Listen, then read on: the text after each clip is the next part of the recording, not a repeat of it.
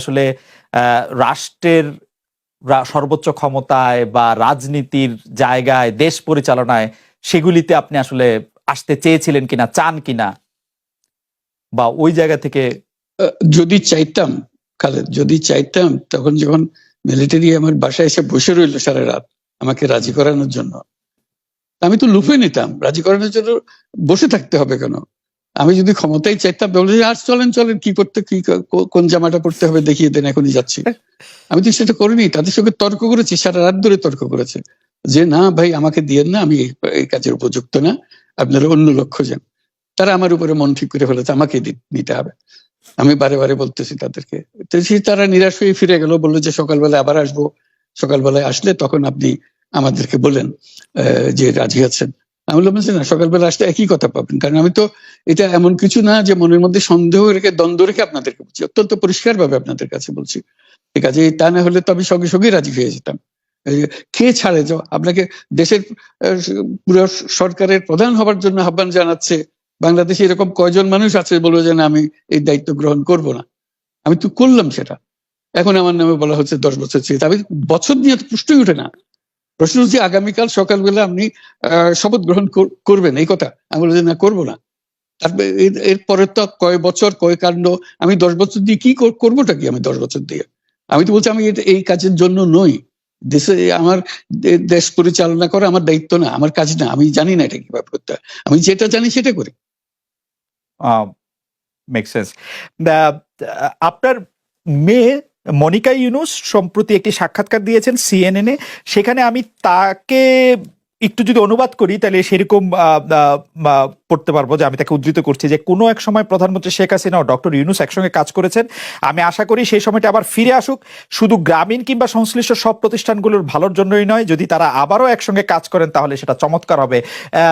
এই মনিকা ইউনুসের এই আশা কি আপনারও মানে একই রকম আশা কিনা, যে প্রধানমন্ত্রী শেখ হাসিনা এবং ডক্টর ইউনুস একসঙ্গে কাজ করলে আরো কিছু চমৎকার কাজ হবে, বা এটা আপনি আশা করছেন এরকম কি?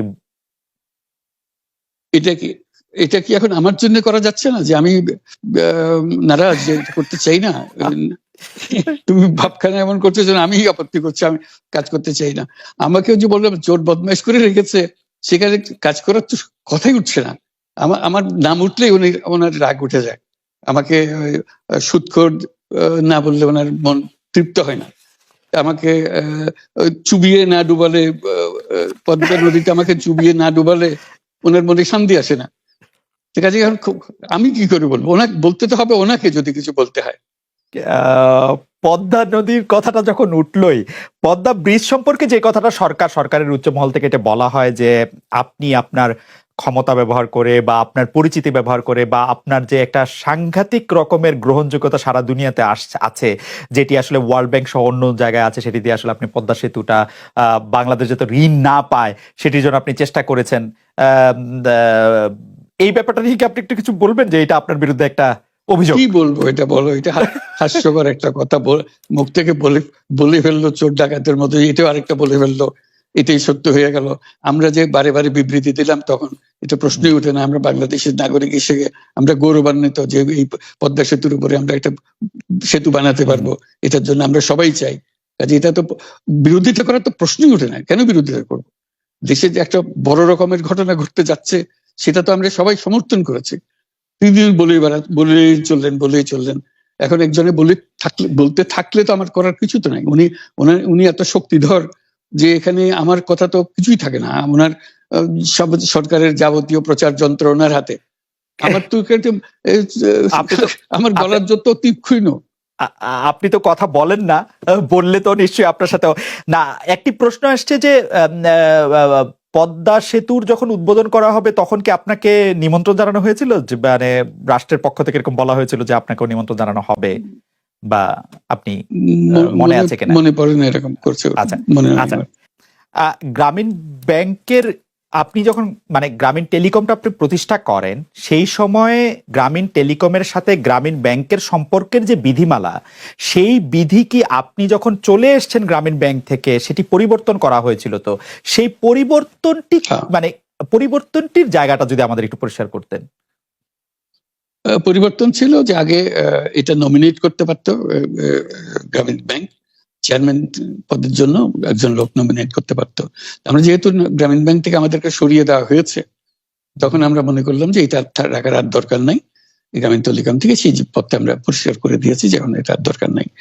এইটুকুই পরিবর্তন হয়েছে, এটা ন্যায়সঙ্গতভাবে পরিবর্তন করার ধারা অনুযায়ী যা যা করতে হয় সেটা করা হয়েছে। এতে তার ইচ্ছা বা তার কর্তব্য, তার করণীয় যে অবজেক্টিভস আছে, কোথাও পরিবর্তন হয় নাই।